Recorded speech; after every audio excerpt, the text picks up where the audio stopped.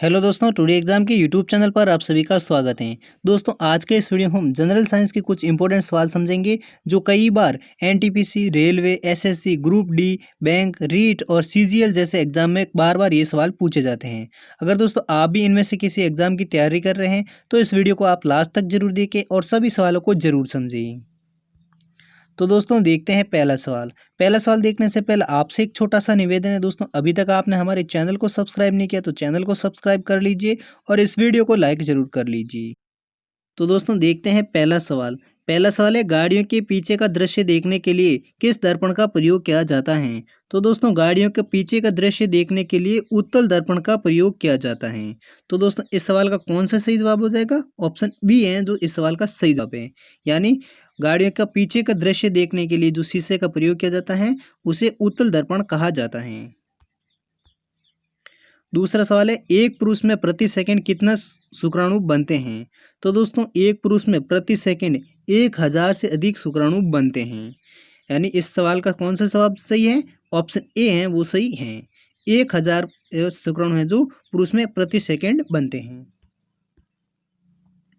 तीसरा सवाल है निम्न में से कौन सा पदार्थ जो केवल भारत देश में पाया जाता है।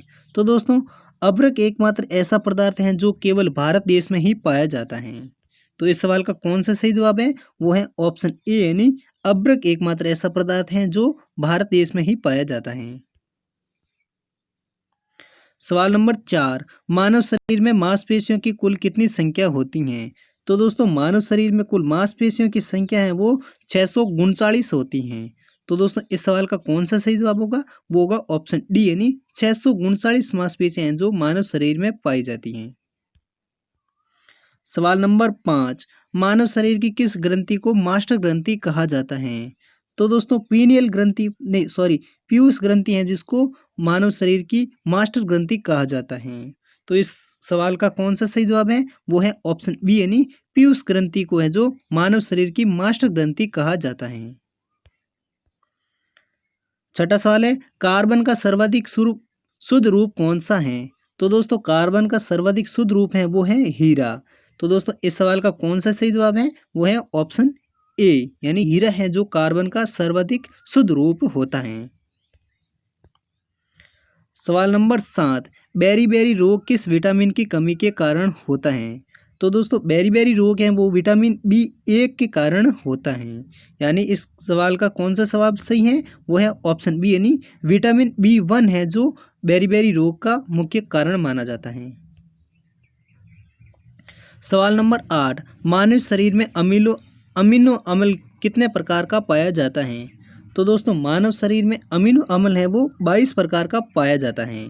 तो दोस्तों इस सवाल का कौन सा सही जवाब है? वो है ऑप्शन ए, यानी 22 अमीनो अम्ल है जो मानव शरीर में पाया जाता है। कितने प्रकार का? 22 प्रकार का। सवाल नंबर 9, जल में घुलनशील विटामिन कौन सा है। तो दोस्तों जल में घुलनशील विटामिन है वो है विटामिन ई, विटामिन ए और विटामिन बी। यानी इस सवाल का सही जवाब है ऑप्शन ए और ऑप्शन बी दोनों सही हैं। यानी और विटामिन ए और विटामिन बी हैं दोनों जल में घुलनशील विटामिन हैं, जबकि विटामिन सी और विटामिन डी हैं वो वाष्प में घुलनशील विटामिन हैं। सवाल नंबर 10, लोहे में लगने वाली जंग का रासायनिक नाम क्या है। तो दोस्तों लोहे में लगने वाली जो जंग है उसका रासायनिक नाम है वो है फेरिक ऑक्साइड। तो इस सवाल का कौन सा सही जवाब है? वो है ऑप्शन ए, यानी फेरिक ऑक्साइड है जो लोहे में लगने वाली जंग का रासायनिक नाम है। सवाल नंबर 11, प्रथम प्रज्ञाली शिशु लुईस का जन्म 15 जुलाई 1978 में किस देश में हुआ था। तो दोस्तों प्रथम प्रज्ञाली लुईस का जन्म 15 जुलाई 1978 को इंग्लैंड देश में हुआ था। यानी इस सवाल का कौन सा सही जवाब है? ऑप्शन सी, यानी सही जवाब है, यानी इंग्लैंड देश में है जो प्रथम प्रज्ञाली शिशु लुईस का जन्म है वो कब हुआ था? 15 जुलाई 1978 को। किस देश में हुआ था?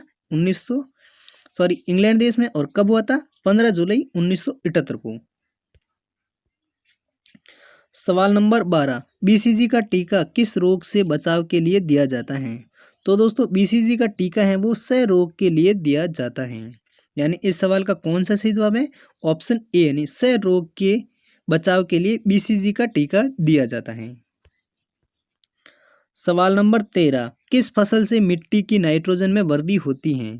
तो दोस्तों मटर की फसल है जिससे मिट्टी में नाइट्रोजन की वृद्धि हो जाती है। यानी इस सवाल का सही जवाब कौन सा है? वो है ऑप्शन ए, यानी मटर की फसल से मिट्टी में नाइट्रोजन में वृद्धि होती है। सवाल नंबर 14, मंगल ग्रह पर उतरने वाला पहला चालक युक्त अंतरिक्ष यान कौन सा था? तो दोस्तों मंगल ग्रह पर उतरने वाला पहला अपोलो 11 चालक युक्त अंतरिक्ष यान था। यानी इस सवाल का कौन सा सही जवाब है? वो है ऑप्शन बी, यानी अपोलो 11 है जो मंगल ग्रह पर उतरने वाला पहला चालक युक्त अंतरिक्ष यान था। सवाल नंबर 15, मनुष्य के रक्त में हीमोग्लोबिन होता है, उसमें क्या पाया जाता है? तो दोस्तों मनुष्य के रक्त में जो हीमोग्लोबिन होता है उसमें लोहा पाया जाता है। यानी इस सवाल का कौन सा सही जवाब है? वो है ऑप्शन ए, यानी मनुष्य के रक्त में जो हीमोग्लोबिन होता है उसमें लोहा पाया जाता है। सवाल नंबर 16, कृत्रिम हृदय का आविष्कार किसने किया था? तो दोस्तों कृत्रिम हृदय का आविष्कार है वो पॉल विंसेल ने किया था। यानी इस सवाल का कौन सा सही जवाब है? वो है ऑप्शन सी, यानी पॉल विंसेल है जिसने कृत्रिम हृदय का आविष्कार किया था। सवाल नंबर 17, निम्न में से किस सुई से मधुमेह रोग को नियंत्रित किया जाता है? तो दोस्तों इंसुलिन सुई है जो जिससे मधुमेह रोग को नियंत्रित किया जाता है। यानी इस सवाल का कौन सा सही जवाब है? वो है ऑप्शन बी, यानी इंसुलिन सुई से मधुमेह को नियंत्रित किया जाता है। सवाल नंबर 18, विडाल टेस्ट का उपयोग किस रोग की संभावना की जांच हेतु किया जाता है? तो दोस्तों विडाल टेस्ट का उपयोग है वो टाइफाइड रोग की संभावना से की जांच हेतु किया जाता है। सवाल नंबर 19, ऑन्कोलॉजी किनका अध्ययन है? तो दोस्तों ऑन्कोलॉजी है वो कैंसर का अध्ययन है। सवाल नंबर 20, मानव मस्तिष्क का भार लगभग कितना होता है?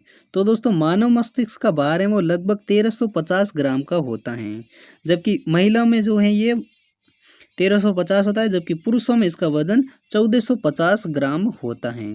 यानी इस सवाल का कौन सा सही जवाब है? वो है ऑप्शन ए, यानी मानव मस्तिष्क का भार लगभग 1350 ग्राम होता है। तो दोस्तों ये थे कुछ इंपॉर्टेंट जनरल साइंस के सवाल। उम्मीद करता हूँ सारे सवाल आपके समझ में आ गए और याद भी हो गए होंगे। अगर दोस्तों ये वीडियो आपको अच्छा लगा तो इस वीडियो को लाइक करें, हमारे चैनल को सब्सक्राइब जरूर करें। और दोस्तों हम मिलते हैं ऐसे ही वीडियो के साथ, तब तक के लिए जय हिंद, वंदे मातरम।